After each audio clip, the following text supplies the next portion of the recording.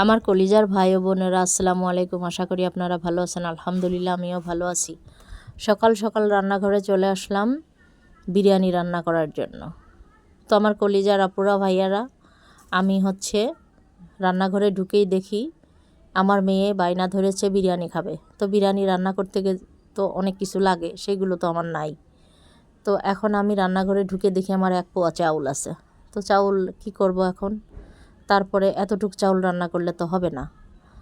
তারপর যেহেতু আমার পাশে প্রতিবেশীরা আছে, তাদেরকেও তো একটু দিতে হয়। তারপরে মাথায় বুদ্ধি এলো যে নতুন ধান ভাঙায় নিয়ে আসছি আতপ চাল। আতপ চালটা দেখেন কি সুন্দর, নতুন ধানের চাউল। যেহেতু এখন শীতের সময় আমাদের এখন ধান কাটা পড়েছে, তো সেই চাউল কিছুটা নিয়ে নিলাম, এক পোয়ার কম। তো নিয়ে আমি দুটো চাল একসঙ্গে মিক্সড করে ফেলছি, করে ওটা দিয়েই বিরিয়ানি রান্না করব।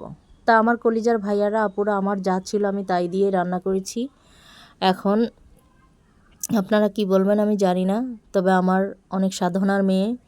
আমার মেয়ে যদি বলে যে আসমানের চাঁদ এনে দিতে, তাও হয়তো বা দিতে চেষ্টা করব, হয়তো বা চাঁদ এনে দিতে পারবো না। আমার অনেক সাধনার মেয়ে, অনেক মানে অনেক কিছু করে পেয়েছি, আমার কলিজার টুকরা।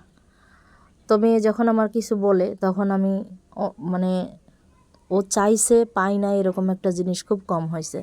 আমি চেষ্টা করি, আমার সাধ্যের মতো আমি দেওয়ার চেষ্টা করি। তো আমার কলিজার আপুরা, আমার মেয়ে সাধারণত খাবার খেতে চায় না, তারপরেও মুখ ফুটে বলছে আম্মু বিরিয়ানি রান্না করো। তো বিরিয়ানি রান্না করার জন্য যথেষ্ট উপকরণগুলো আমার ছিল না। মশলা ছিল না, বিরিয়ানির যে মশলা থাকে ওইটা ছিল না। তারপর টক দই ছিল না। তারপরে চাউলও কম ছিল। তো আমার কলিজার আপুরা, আমি যে লেবু দিয়ে আর ফ্রিজে রাখা গরুর দুধ দিয়ে যে আমি দই করেছি, ঘনত্বটা কত সুন্দর দেখিয়ে দিলাম আপনাদের। তো খুব সুন্দর হয়েছিল, ভালো হয়েছিল। তো আমার কলিজার আপুরা ভাইয়ারা, আসলে গ্রামীণ পদ্ধতিতে আমার যতটুক সম্ভব ছিল আমি ততটুক দিয়েই বিরিয়ানি রান্না করেছি।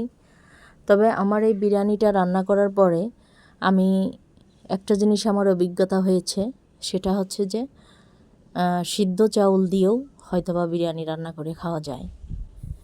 আর বিশেষ করে গ্রামে যারা থাকে, বিরিয়ানিটা মনে করে যে অনেক ভিআইপি খাবার, মানে অনেক নামি দামি খাবার, বিরিয়ানিটা এরকম মনে করে। কিন্তু না, গ্রামের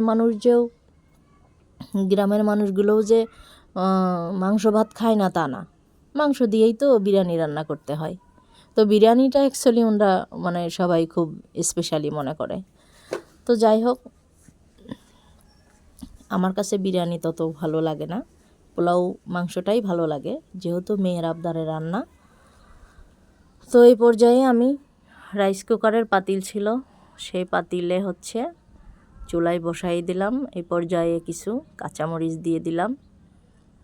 তো আমার কলিজার আপুরা ভাইয়ারা, আমার কথা যে যারা গ্রামে থাকেন তারা গিয়ে এটা রান্না করে খাবেন, কোনো সমস্যা নেই, খুব সহজেই রান্না করা যায়। আর সবচেয়ে ভালো হয় বিরিয়ানির মশলাটা থাকলে। যদি টক দই নাও থাকে তাও সমস্যা হয় না, বিরিয়ানির মশলাটা হলে সবচেয়ে ভালো হয়। তবে আপনারা চাইলে বাজার থেকে এক প্যাকেট বিরিয়ানির মশলা কিনে নিয়ে এসে খাবেন। আমি গ্রামে যারা থাকে তাদেরকে উদ্দেশ্য করে কথাটা বললাম, শহরে না। শহরে যারা আমার ভাইয়ারা আপুরা থাকে তারা তো কিনতেই পারেন।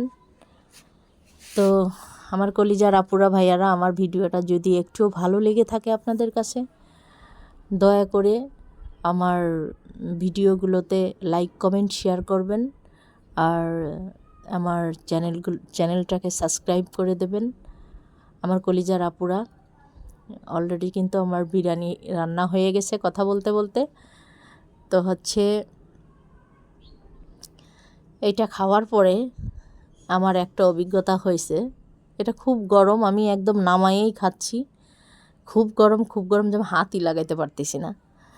তো এটা খাওয়ার পরে আমার এটা অভিজ্ঞতা হয়েছে যে সিদ্ধ চাউল দিয়েও এটা রান্না করে খাওয়া যাবে।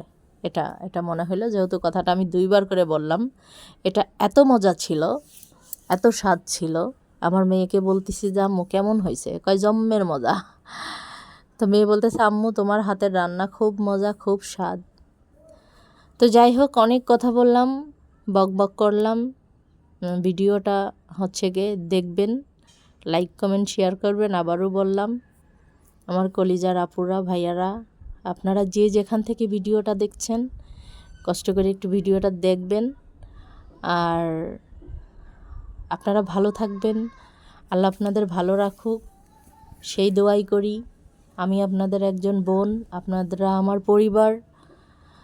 তো আপনারা তো এখন যা কিছুই মনে হয় সবই আপনাদের কাছে শেয়ার করতে ইচ্ছা করে।